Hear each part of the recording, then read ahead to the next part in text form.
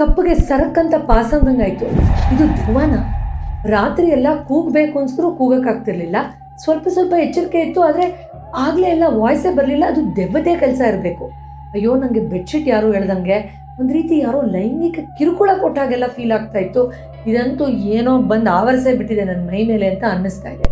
ಏನೋ ಟಪ್ ಟಪ್ ಸೌಂಡ್ ಬರ್ತಾ ಇದೆ, ಲೈಟ್ ಫ್ಲಿಕರ್ ಆಗ್ತಾ ಇದೆ, ಯಾರೋ ಪಾಸ್ ಆದಂಗೆ ಆಗುತ್ತೆ, ಪ್ರೆಸೆನ್ಸ್ ಫೀಲ್ ಆಗುತ್ತೆ.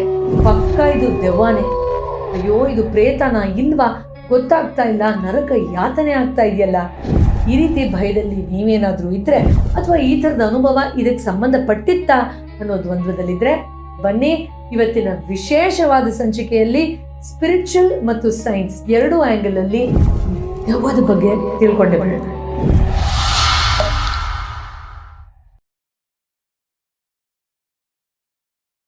ನಮಸ್ಕಾರ ವೀಕ್ಷಕರೇ, ಔಷಧ ರಹಿತ ಚಿಕಿತ್ಸೆಯ ಇನ್ನೊಂದು ವಿಶೇಷವಾದ ಸಂಚಿಕೆಗೆ ನಿಮ್ಮೆಲ್ಲರಿಗೂ ಸ್ವಾಗತ. ತುಂಬ ಇಂಟ್ರೆಸ್ಟಿಂಗ್ ಅನ್ಸುತ್ತೆ ಅಲ್ವಾ ಈ ಟಾಪಿಕ್ಕು? ಯಾಕೆಂದರೆ ನನಗೆ ಗೊತ್ತು, ತುಂಬ ಜನಕ್ಕೆ ಈ ಥರದ್ದು ಒಂದಲ್ಲ ಒಂದು ಅನುಭವ ಆಗಿರುತ್ತೆ. ಕೆಲವರು ಅಯ್ಯೋ ನಾನೇನೋ ವಿಪರೀತವಾಗಿ ಕಲ್ಪನೆ ಮಾಡ್ಕೊಂಡ್ಬಿಟ್ಟಿದ್ದೀನಿ, ದೆವ್ವ ಏನಲ್ಲ ಅಂತಂದರೆ, ಇನ್ನು ಕೆಲವರು ಎಲ್ಲೋ ಭಯ ಬಿದ್ದಿತ್ತೆ, ಹಾಗೆ ಇಮ್ಯಾಜಿನೇಷನ್ ಬಂದಿರುತ್ತೆ, ಭಯ ಪಡಬೇಡ ಬಿಡು ಅಂತ ಹೇಳಿರ್ತಾರೆ.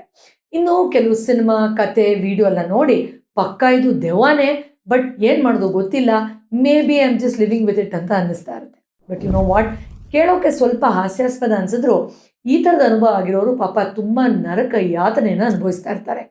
ಇವತ್ತಿನ ಈ ವಿಶೇಷ ಸಂಚಿಕೆಯಲ್ಲಿ ಸಂಕ್ಷಿಪ್ತವಾಗಿ ಸೈನ್ಸ್, ಸೈಕಾಲಜಿ ಮತ್ತು ನನ್ನ ಫೇವ್ರೆಟ್ ಭಾಗ ಸ್ಪಿರಿಚುವಲ್ ಆಸ್ಪೆಕ್ಟ್, ಮೂರೂ ರೀತಿಯಲ್ಲಿ ಎನರ್ಜಿಯಿಂದ ಹಿಡಿದು ಸೈನ್ಸ್ವರೆಗೂ ಇದನ್ನು ಅರ್ಥ ಮಾಡ್ಕೊಳ್ಳುವಂಥ ಪ್ರಯತ್ನವನ್ನು ಮಾಡೋಣ.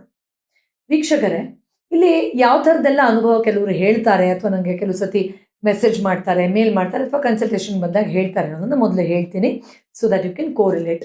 ಮೊದಲನೇದಾಗಿ ಏನೋ ಡಾರ್ಕ್ ಫಿಗರ್ ನೋಡಿದೆ, ಶ್ಯಾಡೋ ಥರ ಅನ್ನಿಸ್ತು, ಕಿಟಕಿಯಲ್ಲಿ ಯಾರೋ ಪಾಸ್ ಆದಂಗೆ ಅನ್ನಿಸ್ತು, ನನಗೆ ತುಂಬ ಹೆವಿ ಅನ್ನಿಸ್ತು, ಲಿಟ್ರಲಿ ಒಬ್ಬರು ಪಕ್ಕದಲ್ಲಿ ನಿಂತಿದ್ರೆ ಹೇಗೆ ಫೀಲ್ ಆಗುತ್ತೆ ಆ ಪ್ರೆಸೆನ್ಸ್ ಫೀಲ್ ಆಯಿತು, ಟಚ್ ಫೀಲ್ ಆಯಿತು, ರಾತ್ರಿ ನಿದ್ರೆಯಲ್ಲಿ ಯಾರೋ ಚೋಕ್ ಮಾಡ್ದಂಗೆ ಆಯಿತು, ನಾನು ಅರ್ಧಂಬರ್ಧ ಎಚ್ಚರಿಕೆಯಲ್ಲಿದ್ದೆ, ಕೂಗಬೇಕು, ಹೆಲ್ಪ್ ಕರಿಬೇಕು ಮನೆಯವ್ರನ್ನ, ಕೂಗಕ್ಕೆ ಆಗಲಿಲ್ಲ. ಇನ್ನೂ ವಿಚಿತ್ರವಾಗಿ ನನ್ನ ಮೇಲೆ ಯಾರೋ ದೌರ್ಜನ್ಯ ಮಾಡ್ದಂಗೆ ಅನ್ನಿಸ್ತು, ನನ್ನ ಪ್ರೈವೇಟ್ ಪಾರ್ಟ್ಸ್ನ ಫೀಲ್ ಮಾಡ್ದಂಗೆ ಸ್ಪಷ್ಟವಾಗಿ ಫೀಲ್ ಆಯಿತು, ಬೆಡ್ಶೀಟ್ ಎಳ್ದಂಗೆ ಆಯಿತು, ಕೂಗದಾಗಾಯಿತು, ಅಥವಾ ಇಲ್ಲೇ ಇದ್ದಾರೆ ನನಗೆ ತೊಂದರೆ ಕೊಡ್ತಾ ಇದ್ದಾರೇನೋ ಅನ್ನೋ ಥರ ನನಗೆ ಖಂಡಿತ ಭಾಸ ಆಯಿತು. ಈ ಥರದ್ದೆಲ್ಲ ಎಕ್ಸ್ಪೀರಿಯನ್ಸಸ್ನ ಶೇರ್ ಮಾಡಿದ್ದಾರೆ. ಇನ್ನು ಎದ್ದೆ ಒಂಥರ ಉಸಿರು ಕಡ್ದಂಗೆ ಆಯಿತು, ಅದು ಬಂದು ಹೋದ್ಮೇಲೆ ಹೆವಿ ಅನ್ನಿಸ್ತು, ಅಥವಾ ಏನೋ ತಡೆ ಇತ್ತು, ಅದು ಒಳಗಡೆ ಬರೋಕ್ಕೆ ಆಗಲಿಲ್ಲ, it was just a strange sensation, ಈ ಥರ ಎಲ್ಲ ಹೇಳಿದ್ದಾರೆ. ವೆಲ್, ಇದೆಲ್ಲವೂ ದೆವ್ವನೇನಾ? ಖಂಡಿತ ಇಲ್ಲದೇನೂ ಇರಬಹುದು. ಇಲ್ಲಿ ನಾನು ಆಗಲೇ ಹೇಳಿದಾಗ ಸೈನ್ಸ್ ಆ್ಯಂಗಲಲ್ಲಿ ನೋಡೋದಾದರೆ ಅವರು ಈ ಬ್ರೇನು ಗ್ಲಿಚಿಂಗ್ ಬಿಟ್ವೀನ್ ಸ್ಲೀಪ್ ಸೈಕಲ್ಸ್ ಟೈಮಲ್ಲಿ ಈ ಥರದ್ದೆಲ್ಲ ಎಕ್ಸ್ಪೀರಿಯನ್ಸ್ ಆಗುತ್ತೆ ಅಂತ ಹೇಳ್ತಾರೆ. ಅಂದರೆ ಬ್ರೇನ್ ಅವೇಕ್ ಆದಾಗ ಅಥವಾ ಬಾಡಿ ಫ್ರೀಸ್ ಆದಂಗೆ ಆದಾಗ ಅಥವಾ ಮೈಂಡು ಇನ್ನೂ ಆ ಡ್ರೀಮ್ ಸ್ಟೇಟಿಂದ ರಿಯಾಲಿಟಿಗೆ ಶಿಫ್ಟ್ ಆಗ್ತಾ ಇದೆಯಲ್ಲ, ಆ ಟೈಮಲ್ಲಿ ಇದೆಲ್ಲ ಬಂದ್ಬಿಡುತ್ತಪ್ಪ ಎಕ್ಸ್ಪೀರಿಯನ್ಸಸ್ಸು. ಆದ್ದರಿಂದ ಇದು ದೆವ್ವನೇ ಅಲ್ಲ, ದೆವ್ವ ಇರೋಕ್ಕೆ ಸಾಧ್ಯನೇ ಇಲ್ಲ ಅಂತ ಅವರಂತೂ ಸಂಪೂರ್ಣವಾಗಿ ಅದನ್ನು ಅಲ್ಗಳಿತಾರೆ. Yes, with due respect to that, but ನಾವು ಬರೀ ದೇಹ ಮಾತ್ರ ಅಲ್ವಲ್ಲ, ಲಾಜಿಕ್ಕನ್ನು ಮೀರಿರೋ ಎಷ್ಟೋ ವಿಚಾರಗಳಿದೆಯಲ್ಲ. ಆದ್ದರಿಂದ ಸ್ವಲ್ಪ ಮುಂದಕ್ಕೆ ಬರೋಣ ಬನ್ನಿ. Yes, that could be true, but the other possibility also is there, which is the angle of psychology. ಹಾಗಾದರೆ ಸೈಕಾಲಜಿ ಆ್ಯಂಗಲಿಂದ ನೋಡೋದಾದರೆ ಏನಿರ್ಬೋದು ತಿಳ್ಕೊಳ್ಳೋಣ ಅಲ್ವಾ? ಇದು ತುಂಬ ಮುಖ್ಯವಾದದ್ದು. ಇನ್ಫ್ಯಾಕ್ಟ್ ನಾನು ಪ್ಯಾರನಾರ್ಮಲ್ ಇನ್ವೆಸ್ಟಿಗೇಟರ್ ಕೂಡ. ತುಂಬ ವರ್ಷದಿಂದ ಈ ಥರದ್ದೆಲ್ಲ ಅಗೋಚರ ಶಕ್ತಿಗಳನ್ನು ನೋಡೋದು, ಅದನ್ನು ಮಾತಾಡಿಸೋದು, ಅದಕ್ಕೆ ಕ್ಲೆನ್ಸಿಂಗ್ ಅಸಿಸ್ಟ್ ಮಾಡೋದು, ಇದನ್ನೆಲ್ಲ ತುಂಬ ವರ್ಷದಿಂದ ನಾನು ಮಾಡಿದ್ದೀನಿ. ಬಿಕಾಸ್ ಹೀಲಿಂಗಲ್ಲಿ ನಾವು ಬೇಕು ಅಂದರೂ ಬೇಡ ಅಂದರೂ ಆ ಥರದ್ದು ಏನೋ ಇದ್ದರೆ ಪಾಪ ಅದನ್ನು ಅವರು ರಿಲೀಸ್ ಮಾಡ್ತಾರೆ, ಅದು ಎಕ್ಸ್ಪ್ರೆಸ್ ಮಾಡ್ತಾರೆ, ಅಥವಾ ಎವಿಡೆಂಟಾಗಿ ಅದಿರುತ್ತೆ. ಆದರೆ ಯು ವೋಂಟ್ ಬಿಲೀವ್, ನಾನು ತುಂಬ ದೊಡ್ಡ ಫಿಗರ್ ಥ್ರೋ ಮಾಡ್ತಾ ಇದ್ದೀನಿ ಅಂತ ಅನ್ಕೋಬೇಡಿ, but this is my personal experience. Because ನನಗೆ ಅದು ಸೈನ್ಸಿಂದ, ಬ್ರೈನ್ ಲೆವೆಲಿಂದ ಆಗಿದ್ದರೂ ಏನೂ ತೊಂದರೆ ಇಲ್ಲ, ಸೈಕಾಲಜಿ ಆಗಿದ್ದರೂ ಇನ್ನೊಂದಾಗಿದ್ದರೂ ನಾನು ಕೋರ್ ಇಶ್ಯೂ ಅಡ್ರೆಸ್ ಮಾಡಿ ರಿಸಲ್ಟ್ಸ್ ತರಬೇಕು ಅಷ್ಟೇ. ಅದರಿಂದ ನಾನು ನಿಜವನ್ನೇ ಅನಲೈಸ್ ಮಾಡಿ ಹೇಳೋದು ನನ್ನ ಧರ್ಮ ಆಗಿರುತ್ತೆ. ಆದ್ದರಿಂದ ಆ ಒಂದು ಕಾನ್ಫಿಡೆನ್ಸಲ್ಲಿ, ಎಕ್ಸ್ಪೀರಿಯನ್ಸಲ್ಲಿ ನಾನು ಹೇಳ್ತಾ ಇದ್ದೀನಿ. ಈ ಥರದ್ದೆಲ್ಲ ಸಿಂಪ್ಟಮ್ಸ್ ತೊಗೊಂಡು ಬರ್ತಾರಲ್ಲ, ಅದರಲ್ಲಿ 80% ಹೆಚ್ಚು ಜನಕ್ಕೆ ಸೈಕಾಲಜಿಕಲ್ ಫ್ಯಾಕ್ಟರ್ಸಿಂದ ಇದೆಲ್ಲ ಅನುಭವಕ್ಕೆ ಬರ್ತಾ ಇರುತ್ತೆ. ಅಂದರೆ ತುಂಬ ಸ್ಟ್ರೆಸ್ಸಿಂದ, ಸಿಕ್ಕಾಪಟ್ಟೆ ಫಿಯರಿಂದ, ಸಿಕ್ಕಾಪಟ್ಟೆ ಆ್ಯಂಗ್ಸೈಟಿಯಿಂದ, ಯಾವುದೋ ಹಳೆ ಟ್ರಾಮಾ ಅವ್ರಿಗಾಗಿರುತ್ತೆ, ಅದನ್ನು ಹೊರಗಡೆ ಬರೋಕ್ಕೆ ಆಗದೇ ಇರೋ ಥರದೊಂದು ಪರಿಸ್ಥಿತಿಯಿಂದ, ಒಂಟಿತನದಿಂದ, ಇಮೋಷ್ನಲಿ ಸಪ್ರೆಸ್ ಆಗಿರೋದ್ರಿಂದ, ಪ್ರೀತಿಯ ಕೊರತೆಯಿಂದ ಇವೆಲ್ಲ ಅನುಭವಗಳು ಒಳಗಡೆ ಕುದೀತಾ ಇರುತ್ತೆ, ವಾಲ್ಕೆನೋ ಎರಪ್ಟ್ ಆಗಬೇಕು ಅನ್ನೋ ಥರ. ಆಗ ಸಬ್ಕಾನ್ಷಿಯಸ್ ಮೈಂಡ್ ಈ ಎಲ್ಲ ಗಲೀಜು ಕಸ ಇದೆಯಪ್ಪ ನೋಡ್ಕೋ, ಹಲೋ, ನಾಕ್ ನಾಕ್ ಅಂತ ಅದು ಬೇರೆ ಬೇರೆ ರೀತಿಯಲ್ಲಿ ಮೆಸೇಜಸ್ಸನ್ನು ನಿಮಗೆ ಆದಷ್ಟು ಹತ್ತಿರದಲ್ಲಿ ಕ್ಲಾರಿಟಿ ಕೊಡೋಕ್ಕೆ ಈ ಥರದ್ದು ಮೆಟಾಫರ್ಸ್ಗಳನ್ನು ಉಪಯೋಗಿಸ್ಕೊಂಡು, ಅನುಭವಗಳನ್ನು ಉಪಯೋಗಿಸ್ಕೊಂಡು ಅದು ಪಾಪ ಹೇಳ್ತಾ ಇರುತ್ತೆ. ಬಟ್ ನಮಗೆ ಎಲ್ಲಿ ಪುರ್ಸತ್ತಿದೆ ಅಷ್ಟು ಸೂಕ್ಷ್ಮವಾಗಿ ಕೂತ್ಕೊಳ್ಳೋಕ್ಕೆ, ಏನೋ ಕೆಟ್ಟ ಕನಸು ಅಂತ ಏನೋ ಹಾಗೆ ಮರೆಯೋಕ್ಕೆ ಟ್ರೈ ಮಾಡ್ತೀವಿ, ವಿಚ್ ಈಸ್ ವೆರಿ ಅನ್ಫಾರ್ಚುನೇಟ್. ಇದೊಂದು ದೊಡ್ಡ ಮೆಸೇಜು ಅನ್ನೋದನ್ನು ಅರ್ಥ ಮಾಡ್ಕೊಳ್ಳೋದನ್ನು ಎಷ್ಟೋ ಜನ ಮಿಸ್ ಮಾಡ್ಕೊಂಡು ಬಿಡ್ತಾರೆ. ಸೊ ಇದು ಪ್ರೇತಾತ್ಮ ಇಲ್ಲದೆ ಇರಬಹುದು, ಕೇವಲ ನಿಮ್ಮ ಭಾವನೆಗಳು ಎಷ್ಟು ಹದಗೆಟ್ಟಿದೆ ಅಂತ ನಿಮ್ಮದೇ ಸುಪ್ತ ಮನಸ್ಸು ನಿಮ್ಮ ಹತ್ರ ಮಾತಾಡ್ತಾ ಇರೋದು ಒಂದು ಎಕ್ಸ್ಪೀರಿಯನ್ಸ್ ಕೂಡ ಆಗಿರಬಹುದು. As simple as that. So ದಯವಿಟ್ಟು ಅದನ್ನು ನಾವು ಕನ್ಸಿಡರ್ ಮಾಡಲೇಬೇಕಾಗತ್ತೆ. ಅವಾಗ ಏನು ಮಾಡೋದು ಮೇಡಮ್? ಖಂಡಿತ ಸೀಕ್ ಹೆಲ್ಪ್. ಅದರಲ್ಲಿ ಏನು ನೀವು ಸೈಕಲಾಜಿಕಲ್ ಅಂದ ತಕ್ಷಣ ನೀವು ಕೆಮಿಕಲ್ಲೇ ತೊಗೋಬೇಕು ಅಥವಾ ನೀವು ಹುಚ್ಚರು ಅಂತ ಏನೂ ಅಲ್ಲ. ಬೇರೆ ಥರನೂ ನೀವು ಥೆರಪಿಸ್ಟ್ಗಳ ಹತ್ರ, ಕೌನ್ಸಿಲಿಂಗು ಅಥವಾ ಆಪ್ತರ ಹತ್ರ ಮಾತಾಡಿ ಅಥವಾ ಇದ್ರ ಬಗ್ಗೆ ಗೊತ್ತಿರೋ ಹತ್ರ ಮಾತಾಡಿ ಹೊರಗಡೆ ಬಂದು ನೀವು ಅದನ್ನು ಕಂಪ್ಲೀಟಾಗಿ ರಿಲೀಸ್ ಮಾಡ್ಕೊಳ್ಬಹುದಪ್ಪ.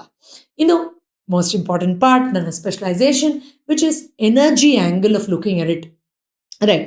ಸೊ ಏನಾಗುತ್ತೆ, ಸ್ಪಿರಿಚುವಲ್ ಮತ್ತು ಎನರ್ಜಿ ಲೆವೆಲಲ್ಲಿ ನೋಡಿದ್ರೆ ನಾನು ಆಗಲೇ ಹೇಳಿರೋ ಕಾರಣಗಳೇ ಇದಕ್ಕೆ ಬೇಸ್ ಆಗುತ್ತೆ. ಏನು, ಇಮೋಷ್ನಲಿ ಸಿಕ್ಕಾಪಟ್ಟೆ ಟ್ರಾಮಾಲಿದ್ರು, ಡಿಸ್ಟರ್ಬ್ ಆಗಿದ್ರು, ಸಪ್ರೆಸ್ ಆಗಿದ್ರು, ಅದರಿಂದ ಏನಾಗುತ್ತೆ, ಚಕ್ರಗಳೆಲ್ಲ ಬ್ಲಾಕ್ ಆಗೋಕ್ಕೆ ಶುರುವಾಗುತ್ತೆ, ಎನರ್ಜಿ ಸೆಂಟರ್ಸ್ ಎಲ್ಲ ಕ್ಲಾಗ್ ಆಗೋಕ್ಕೆ ಶುರುವಾಗುತ್ತೆ.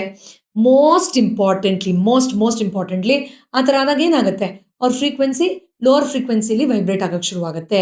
ಲೋವರ್ ಫ್ರೀಕ್ವೆನ್ಸಿಲಿ ವೈಬ್ರೇಟ್ ಆಗೋಕ್ಕೆ ಶುರುವಾದಾಗ ಲೋವರ್ ಫ್ರೀಕ್ವೆನ್ಸಿ ಇರುವಂಥ ಎನರ್ಜೀಸ್ ನಮ್ಮ ಸುತ್ತ ಎಲ್ಲ ಕಡೆ ಇದೆ. ಎಲ್ಲಿಲ್ಲ, ನಮಗೆ ಎಷ್ಟು ಅಧಿಕಾರ ಇದೆಯೋ ಇರೋಕ್ಕೆ ಅವ್ರಿಗೂ ಇದೆ. ಅವರು ಅದೇ ಎನರ್ಜಿಲಿ ವೈಬ್ರೇಟ್ ಆಗೋಕ್ಕೆ ಶುರುವಾಗುವಂಥ ಎನರ್ಜೀಸ್ನ ಅಟ್ರ್ಯಾಕ್ಟ್ ಮಾಡ್ತಾರೆ. Okay, got my point. So ಅದೇ ಥರ ಅದು ಏನು ಬೇಕಾದ್ರೆ ಆಗಿರ್ಬೋದು. ವ್ಯಾಮೋಹ ಬಿಟ್ಟು ಅಯ್ಯೋ ನಂದು ಸೈಟ್ ಇದು, ನಾನು ಇಲ್ಲೇ ಇರ್ತೀನಿ ಅಂತ ಸತ್ ಮೇಲೆ ಅಂಟ್ಕೊಂಡಿರೋ ಯಾವುದೋ ದೆವ್ವ, ಪೀಡೆ, ಪಿಚಾಚಿ, ಪ್ರೇತಾತ್ಮ, ಮತ್ತೊಂದು ಇನ್ನೊಂದು ಏನು ಬೇಕಾದ್ರೆ ಆಗಿರಬಹುದದು. ಬಟ್ ಯು ನೋ ವಾಟ್, ತುಂಬ ಇಂಪಾರ್ಟೆಂಟ್ ಪಾರ್ಟ್ ಹೇಳ್ತಾ ಇದ್ದೀನಿ, ನಿಮ್ಗೆ ವಿಚಿತ್ರ ಅನ್ನಿಸ್ಬೋದು, but it's an amazing revolution. ಕೇಳಿಸ್ಕೊಳ್ಳಿ. This could be just that ಇದೆಲ್ಲ ಲೋ ಫ್ರೀಕ್ವೆನ್ಸಿ ಇರೋದ್ರಿಂದ ನಿಮ್ಮದೇ ಒಂದು ಮೈಂಡ್ ಒಂದು ಸಿಗ್ನಲ್ನ ಕೊಡ್ತಾ ಇರ್ಬೋದು ಎನರ್ಜಿ ಡಿಸ್ಟರ್ಬೆನ್ಸ್ ಬಗ್ಗೆ. So the projection of the lower aspect of your own mind looks like a ghost. ತಾಂತ್ರಿಕ್ ಪ್ರಾಕ್ಟೀಸಸಲ್ಲಿ ಇದನ್ನು ನಾವು ಒಂದು ಸ್ಟೇಟ್ಮೆಂಟ್ ಥರ, ವರ್ಡಿಕ್ ಥರನೇ ಹೇಳ್ತೀವಿ. ಏನೋ, ನಿನ್ನ ಎನರ್ಜಿ ತುಂಬ ಲೋ ಆದರೆ, ನಿನ್ನ ಪ್ರಾಣ ತುಂಬ ಡಿಸ್ಟರ್ಬ್ ಆದರೆ ನಿನ್ನ ಮನಸ್ಸೇ ನಿನಗೆ ದೇವದತ್ತ ರೀತಿ ಗೋಚರವಾಗುತ್ತೆ ಅಂತ. ಇನ್ನು ಜ್ಞಾನೋದಯ ಪಥದಲ್ಲಿ ಹೋಗೋ ಅನುಭವಗಳನ್ನು ಉಲ್ಲೇಖ ಮಾಡಿರೋರು ಎಷ್ಟೋ ಜನ ಹೇಳ್ತಾರೆ, ಬುದ್ಧನಿಂದ ಹಿಡಿದು ಎಷ್ಟೋ ಜನ, ನನ್ನ ಒಳಗಡೆ ಇರೋ ನ್ಯೂನತೆಗಳು ಆ ಒಂದು ಕಪ್ಪು ಛಾಯೆ ರೀತಿ, ಮಾರನ ರೀತಿ, ರಾಕ್ಷಸನ ರೀತಿ ಬಿಟ್ಟು ಹೋಗ್ತಾ ಇತ್ತು ಅಂತ. ನವರಾತ್ರಿ ಧ್ಯಾನದಲ್ಲಿ ನಾವು ನಮ್ಮ ಒಳಗಡೆ ಇರೋ ನ್ಯೂನತೆಗಳನ್ನೇ ಮಹಿಷಾಸುರನಾಗಿ, ರಾಕ್ಷಸನಾಗಿ ನೋಡ್ತೀವಿ. ಅದನ್ನು ನಾವು ಮರಿಬಾರ್ದು. ಇದೆಲ್ಲ ಎಕ್ಸೈಟಿಂಗ್ ಅನ್ಸಲ್ಲ ಜನಕ್ಕೆ. ಯಾಕೆ, ನನ್ನ ಬಗ್ಗೆ ನಾನೇ ಹೇಳ್ಕೊಡೋದಲ್ವಾ, ಈಗೋ ಅಡ್ಡ ಬಂದುಬಿಡುತ್ತೆ. ಇಲ್ಲ ಅದಿರಲ್ಲ ಅಂತ ಹೇಳ್ಬಿಡ್ತಾರೆ. ಅದೇ ನಾನು ಹೇಳಿದ್ನಲ್ಲ, 80-90% ಇದೇ ಇರುತ್ತೆ. ಓಕೆ, ಸೊ ಎಸ್, ಬಟ್ ತುಂಬ ಕಮ್ಮಿ ಚಾನ್ಸಸ್ ಇರ್ಬೋದು ನಿಮ್ಮ ಭ್ರಮೆನೋ ಅಥವಾ ಬಾಡಿಲೇನೋ ಆಗಿದೆಯೋ, ಬ್ರೈನಲ್ಲೇ. ಈ ಎರಡು ಹೇಳಿದ್ನಲ್ಲ ನಾನು, ಮೈಂಡ್ ಆ್ಯಂಡ್ ಎನರ್ಜಿ, ಅದೇ ತುಂಬ ಚಾನ್ಸಸ್ ಇರುತ್ತೆ. ರೈಟ್. ಇನ್ನು ಯಾವಾಗ ಈ ಥರ ಫ್ರೀಕ್ವೆನ್ಸೀಸ್ ಚೇಂಜ್ ಆಗಿ ಎನರ್ಜೀಸ್ ಎಲ್ಲ ಬ್ಲಾಕ್ ಆಗುತ್ತೋ, ನಿಮ್ಮ ಸೂಕ್ಷ್ಮ ಶರೀರಗಳು ವಿಯರ್ಡ್ ಆಗಿ ರಿಯಾಕ್ಟ್ ಮಾಡುತ್ತೆ. ಅದರಲ್ಲೇ ಒಂದಷ್ಟು ಸಿಂಪ್ಟಮ್ಗಳ ಪಟ್ಟಿ ಬಂದ್ಬಿಡುತ್ತಪ್ಪ. ಅಲ್ಲಿ ದೆವ್ವನೇ ಇರಬೇಕು ಅಂತ ಏನೂ ಇಲ್ಲ, ಆದರೆ ನಾನು ಆಗಲೇ ಹೇಳಿದಾಗೆ ಅದು ಕೂಡ ಇರೋ ಚಾನ್ಸಸ್ ಇರುತ್ತೆ. ಯಾಕೆ? Because you through an invitation to it. ಅದನ್ನು ನಾವು ಮರಿಬಾರ್ದು. ಇನ್ನು ಇಷ್ಟೆಲ್ಲ ಹೇಳಿದ್ಮೇಲೆ, ಹೌದು ಮೇಡಮ್, ಈ ಥರ ಎಲ್ಲ ಆಗ್ತಾ ಇದೆ, ಗೊತ್ತಿಲ್ಲದೇನೋ, ಅದೇನು ನಿಜವಾಗ್ಲೂ ದೆವ್ವ ಬಂದಿದೆಯೋ, ಇಲ್ಲ ನೀವು ಹೇಳ್ದಂಗೆ ಸಟಲ್ ಬಾಡಿ ರಿಯಾಕ್ಷನ್ನೋ, ಮೈಂಡ್ ರಿಯಾಕ್ಷನ್ನೋ, ಸೈಕಲಾಜಿಕಲ್ಲೋ, ಬ್ರೇನ್ದೋ ಗೊತ್ತಿಲ್ಲ, ಒಟ್ಟಿನಲ್ಲಿ ನರಕಯಾತನೆ. What do we do? ಖಂಡಿತವಾಗಿಯೂ ನಾನು ಆಗಲೇ ಹೇಳ್ದಂಗೆ ಸೀಕ್ ಎಕ್ಸ್ಪರ್ಟ್ಸ್ ಅಡ್ವೈಸ್. ಯಾರೋ ಇದ್ರ ಮೇಲೆ 10 ವರ್ಷ 15 ವರ್ಷ ರಿಸರ್ಚ್ ಮಾಡಿರ್ತಾರೆ, ರಿಸಲ್ಟ್ಸ್ ಪ್ರೂವ್ ಆಗಿರುತ್ತೆ. ದಯವಿಟ್ಟು ಧೈರ್ಯವಾಗಿ ಹೋಗಿ ಸಹಾಯ ತಗೊಳ್ಳಿ. ಬಟ್ ಬೇಸಿಕ್ ಲೆವೆಲಲ್ಲಿ ಏನು ಮಾಡಬಹುದು? ಖಂಡಿತ ನೀವು ನಿದ್ರೆಗಿಂತ ಮುಂಚೆ ರಿಚುವಲ್ಸ್ ಮಾಡಬೇಕು. That is very important. ಯಾಕಂದರೆ ಆ ಪೋರ್ಟಲಲ್ಲೇ ಅಲ್ವಾ ಇದೆಲ್ಲ ಓಪನ್ ಆಗೋದು. ಸೊ ಸುಮ್ಮನೆ ಹೋಗಿ ಚೆನ್ನಾಗಿ ತಿಂದ್ಬಿಟ್ಟು ಗೊತ್ತಿಲ್ಲದೆ ಹಂಗೆ ಟಿ ವಿ ನೋಡ್ಕೊಂಡು, ಮೊಬೈಲ್ ನೋಡ್ಕೊಂಡು ಮಲ್ಕೊಳ್ಳೋದಲ್ಲ. Please change this habit. ಸ್ವಲ್ಪ ಜಾಗೃತವಾಗಿ ಮಲ್ಕೊಳ್ಳಿಯಪ್ಪ. ಹೇಗೆ? ನೀವೇನು ಮಾಡ್ಬೋದು? ಒಂದು ಸಣ್ಣ ಮೆಡಿಟೇಷನ್ ಮಾಡಿ ಮಲ್ಕೊಳ್ಬಹುದು.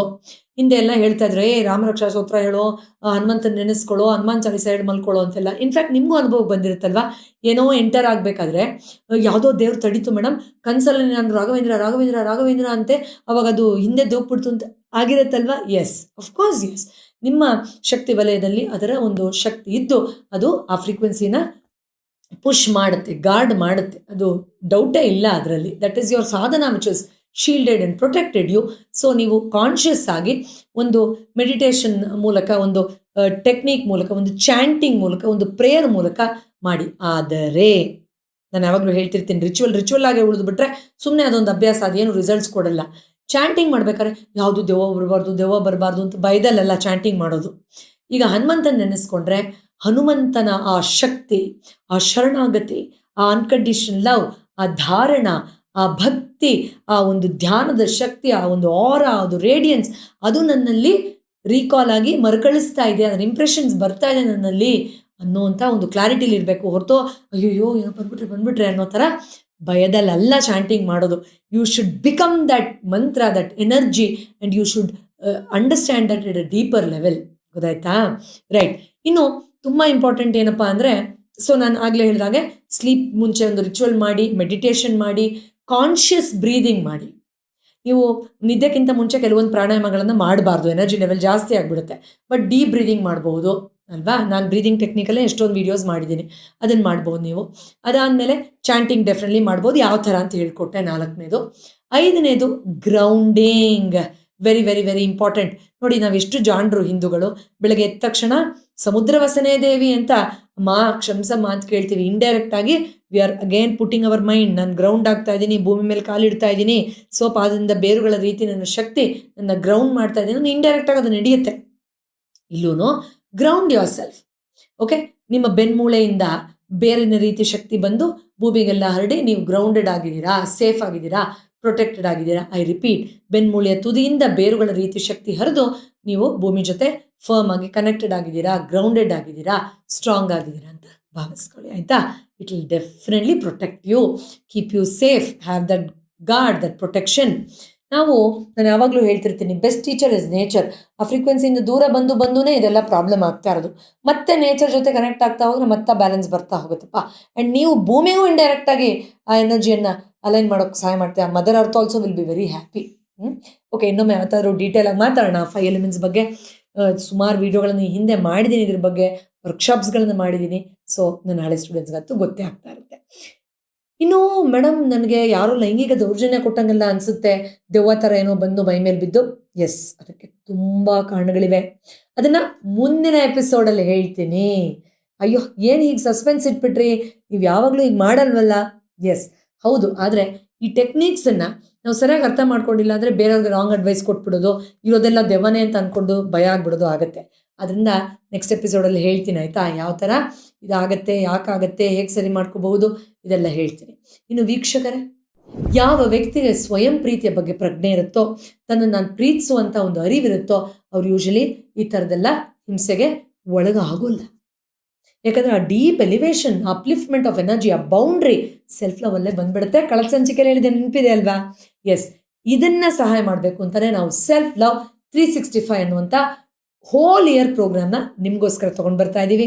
ನೀವು ಸಾಕಷ್ಟು ಚಿಕ್ಕ ಪುಟ್ಟ ಕೋರ್ಸ್ಗಳನ್ನು ನಮ್ಮ ಹತ್ರ ಮಾಡಿರಬಹುದು. ಎಷ್ಟೋ ವರ್ಷಗಳಿಂದ ಪ್ರತಿ ತಿಂಗಳು ಅಮಾವಾಸ್ಯೆ, ಹುಣ್ಣಿಮೆ ಧ್ಯಾನಗಳಲ್ಲಿ ಭಾಗವಹಿಸಿರಬಹುದು. ನಮ್ಮ ಅಫರ್ಮೇಷನ್ಸ್ ವೀಡಿಯೋಸ್ಗಳನ್ನು ನೋಡಿ ಎಷ್ಟೋ ಕಲ್ತಿರಬಹುದು. ಇಯರ್ ಪೂರ್ತಿ ಡೆಡಿಕೇಶನ್ನಲ್ಲಿ ನನಗೊಂದು ಕೋರ್ಸ್ ಬೇಕು ಅಂತ ತುಂಬ ಜನ ಕೇಳ್ತಿದ್ರಿ. ತುಂಬ ವರ್ಷದಿಂದ ನಾವು ಇದನ್ನು ಮಾಡ್ತಾನೆ ಬಂದಿದ್ದೀವಿ. ಲಾಸ್ಟ್ ಇಯರ್ ಕಾರಣಾಂತರಗಳಿಂದ ಇಯರ್ ಬ್ಯುಸಿ ಇದ್ದಿದ್ದರಿಂದ ನಾನು ಟ್ರಾವೆಲ್ ಇತ್ಯಾದಿ ಪುಸ್ತಕ ಬರೆಯೋದೆಲ್ಲ ಆಗಿರಲಿಲ್ಲ. ಆದರೆ ಈಗ ಐ ಆಮ್ ಬ್ಯಾಕ್. 2026 ಪ್ರತಿ ದಿನವನ್ನು ಒಂದು ಸಂಭ್ರಮ ಮಾಡ್ಕೊಳ್ಳಿ.